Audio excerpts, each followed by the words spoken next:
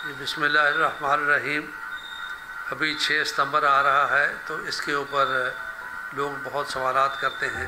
ख़ास तौर पर जो हमारी नई नस्ल है, हमारे बच्चे हैं, इनको पढ़ाया ही नहीं जाता, इनको बताया ही नहीं जाता कि 6 सितंबर क्या हुई थी और इसकी वजह क्या थी। हम जीते थे, हम हारे थे, हमारा क्या हालात थे आर्मी के, और लड़ाई क्यों हुई थी, कितनी सख्त हुई थी, फिर किसने अटैक किया था। तो ये सारी बातें हमारे बच्चों को बताई नहीं जाती।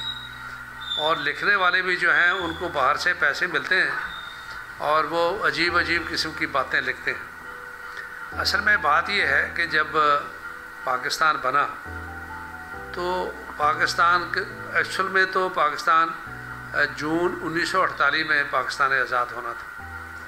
तो 3 जून 1947 को लॉर्ड माउंटबेटन बैठा हुआ था, तो उसे बार बार जो नुमाइंदे से अखबारी नुमाइंदे वो बार बार सवाल कर रहे थे कि सर आप कब पाकिस्तान बनाएंगे, कब हिंदुस्तान इनके टुकड़े करेंगे। तो फिर उसने सोचा कि 15 अगस्त को 1945 को जापान ने सरेंडर किया था। उन्होंने कहा ठीक है, 15 अगस्त को हम हिंदुस्तान को आज़ाद करेंगे और 14 अगस्त को हम पाकिस्तान को आज़ाद करेंगे। तो 3 जून के बाद 14 अगस्त तक 2 महीने और 11 दिन में आपने पूरे मुल्क का बंटवारा करना था, पूरी फ़ौज का बंटवारा करना था, आपने जितने बैंक हैं उनके पैसों का हिसाब किताब करना था, और इसी हिसाब से आपके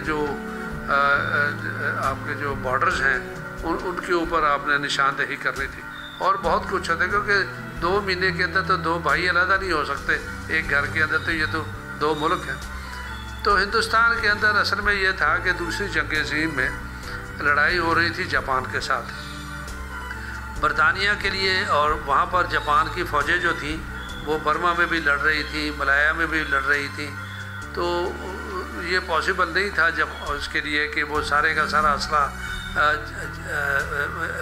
बरतानिया से लाए, पहले हिंदुस्तान में और यहाँ से फिर वहाँ पर भेजे। तो फिर उसने ये किया कि ऑर्डिनेंस फैक्ट्रीज हिंदुस्तान में लगाई, हवाई जहाज़ों के असेंबलिंग प्लांट लगाए, गाड़ियाँ बनाने के असेंबलिंग प्लांट लगाए, यानी वो सारे का सारा मामलात जो थे वो यहाँ पर बनने और ठीक होने शुरू हुए। बल्कि उनके बहरी जहाज़ों को रिपेयर करने के 15 ऐसे बेसिस थे जहाँ पर बहरी जहाज़ों की मेजर रिपेयर ओवरहालिंग हो सकती थी, क्योंकि लड़ाई के अंदर बहरी जहाज़ों को भी तो नुकसान होता है। लेकिन जब पाकिस्तान बना तो पाकिस्तान के इलाके में चूँकि लड़ाई नहीं हो रही थी, रूस के साथ कोई लड़ाई नहीं हो रही थी, ईरान के साथ कोई लड़ाई नहीं हो रही थी, जर्मनी की फ़ौजें इधर अभी तक नहीं आई थी, तो वो सारे का सारा असले का जो दारोमदार था उधर था। जब पाकिस्तान बना तो हिंदुस्तान के अंदर 90% जो असला है हिंदुस्तान में बनता था।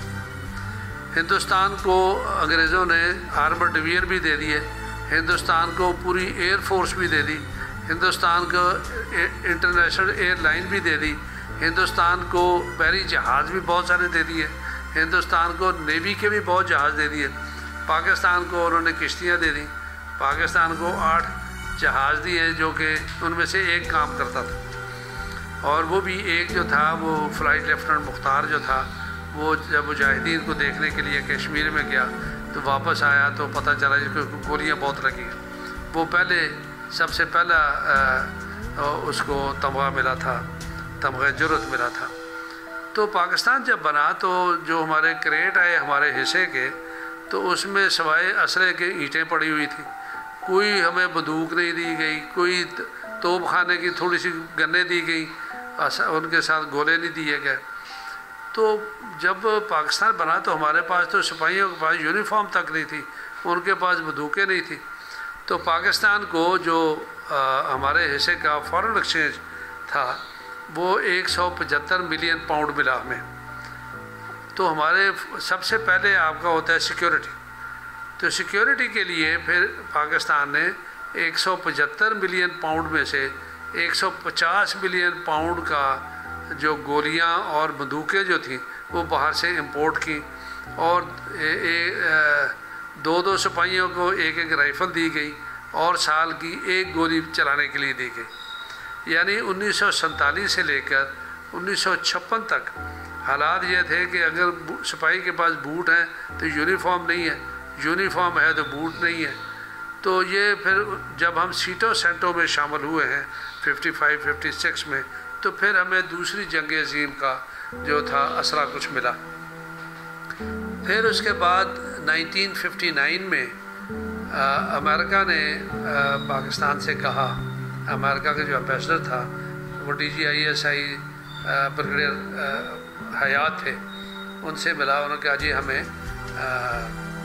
जो पेशावर के पास इलाका है वो हमें दिया जाए, क्या नाम था उसका, तो उसने कहा जी आप वहाँ पर पठान हैं, वो आपको अगवा कर लेंगे और जो इलाका आप मांग रहे हैं उसके दरमियान से रेलवे लाइन भी जाती है, आप पाकिस्तान के किसी और इलाके में अपना इलाका ले लें। उन्होंने कहा जी हमें वही चाहिए। तो उसने अयूब खान से बात की। अयूब खान ने कहा पहले ये तो चेक करो कि वो स्पेसिफिकली वो इलाका क्यों चाहते हैं। तो पता ये चला कि रूस जो है जितने भी अपने हवाई जहाज़ों को ट्रायल करता है, मिसाइलों के ट्रायल करता है, उनके रडार्स के मिसाइल करता है ट्रायल करता है, वो सारी की सारी फ्रीक्वेंसीज बादलों से टकरा के बड़ा बेर में पेशावर के पास वहाँ आके लैंड करती है। उन्होंने उनको नोट करके और लड़ाई के दौरान में उनको डिसेबल करना था, तो इसलिए वो चाहिए था। तो उन्होंने कहा जी अगर ये बात है आप यहाँ पर आना चाहते हैं और वो रूस के ख़िलाफ़ ये सारा एक्शन होगा तो आप हमारे साथ दफ़ाई मुआहदा करें। तो फिर पाकिस्तान ने दफ़ाई मुआहदा किया। दफ़ाई मुआहदे में ये हुआ कि अमेरिका ने ये कहा कि हम आपकी एक कोर को A to Z हर चीज़ देंगे, असला भी देंगे, राशन भी देंगे, अकामोडेशन भी देंगे, यूनिफॉर्म भी देंगे, टैंक भी देंगे, गन्ने भी देंगे, कम्युनिकेशन इक्विपमेंट भी देंगे और हवाई जहाज़ भी आपको देंगे, आपको नेवी के शिप्स भी देंगे।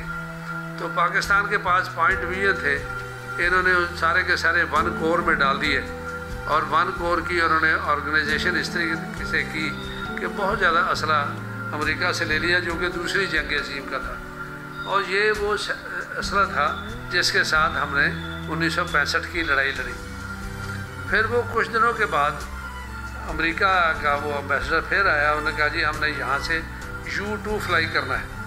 उन्होंने कहा जी आपने तो बड़ा बेर का इलाका मांगा था, आपने कोई जहाज़ों के फ्लाई करने की तो कोई बात नहीं की थी। उन्होंने कहा जी हमने तो फ्लाई करना है। उन्होंने कहा जी आप फ्लाई करोगे तो हवाई जहाज़ों से हमारे ऊपर हमला कर देंगे। कहते फिर कहते आप हमें स्टार फाइटर F-104 दे दें 2 स्क्वाड्रन। उसने चेक किया, अभी तक वो latest state of the art जहाज़ था, अभी अमेरिकन एयर फोर्स में इंडक्ट हो रहा था। तो पहले तो वो माने ना, फिर उन्होंने कहा जी अब कोई रास्ता नहीं। उन्होंने कहा ठीक आप ले लें। उन्होंने कहा जी अपने पायलट भेजें और ये 1 साल लगेगा। हमने पायलट भेजे और पायलट से जाके मेहनत की और 1 महीने में जहाज़ उड़ा के पाकिस्तान ले आए। उसके बाद U2 को उड़ने की इजाज़त दी गई। उसके ऊपर फिर खरोशेफ ने UNO में जाके जूता उठा के डेस्क पर मारा। उसने कहा जी अब अगर वहाँ से कोई U2 उड़ा तो हम पेशावर को न्यूक्लियर बम से तबाह कर देंगे। उसके बाद कुछ दिनों के बाद फिर उन्होंने कहा जी हमने एक और U2 भेजना है। उन्होंने कहा जी अब तो हमें थ्रेट मिल गया है। कहते फिर कह जी आप पास दूसरी जंग अज़ीम के 550 टैंक खड़े हैं, वो हमें ठीक करके दे दें। वो अमेरिकन एम्बेसडर गया, उन्होंने कहा जी ठीक है आपको मिल जाएंगे। क्या जी मिल नहीं जाएंगे, वो पहले टैंक पाकिस्तान में पहुँचे। उन्होंने फटाफट सारे के सारे टैंक भाई बहरी जहाज़ों में डाले, साथ उनके स्पेयर पार्ट्स डाले, साथ उनके टेक्नीशियन डाले। वो रास्ते में रिपेयर करते आए। जब वो कराची में 20-25 दिन में पहुँचे तो उसके बाद उनको इजाज़त दी गई। तो यही वजह थी कि ये जो चवंडा में दुनिया के सबसे बड़ी टैंकों की लड़ाई हुई, ये वही टैंक थे। हमारे पास पैसा नहीं था, ये तो अल्लाह ताला ने हमारा, जब भी हमें चुक पड़ती है तो ऐसी किक लगती है कि हमारी चुक भी निकल जाती है और हमें चीज़ भी मिल जाती है। तो इस तरीके के साथ हमने लड़ाई की। तो हुआ ये कि जब पाकिस्तान इतना स्ट्रॉन्ग हो गया और 62 में हिंदुस्तान को चीन से शिकस्त हुई, तो पाकिस्तान का ख्याल था कि अब हम जो है कश्मीर को आज़ाद करवा सकते हैं। तो वहाँ पर मुजाहिदीन गए। मुजाहिदीन जाके हिंदुस्तान के फ़ौज को काफ़ी नुकसान किया। तो इनका ख्याल था कि अगर लड़ाई होगी तो कश्मीर के अंदर ही हो, लेकिन हिंदुस्तान ने लाहौर के ऊपर हमला कर दिया। पाकिस्तानियों को सरप्राइज़ में लिया और उसके बाद फिर ये हुआ कि लड़ाई हुई 17 दिन की लड़ाई के बाद पाकिस्तान ने हिंदुस्तान के ज़्यादा इलाकों के ऊपर कब्ज़ा कर लिया, उसकी एयरफोर्स को तबाह कर दिया, उसकी नेवी को भी तबाह कर दिया। उसके बाद हिंदुस्तान ने रूस से और अमेरिका से रिक्वेस्ट की कि पाकिस्तान पर दबाव डाला जाए और लड़ाई को बंद कर दिया जाए। वो फिर लड़ाई बंद हो गई और इलाके जो थे वो वापस किए गए।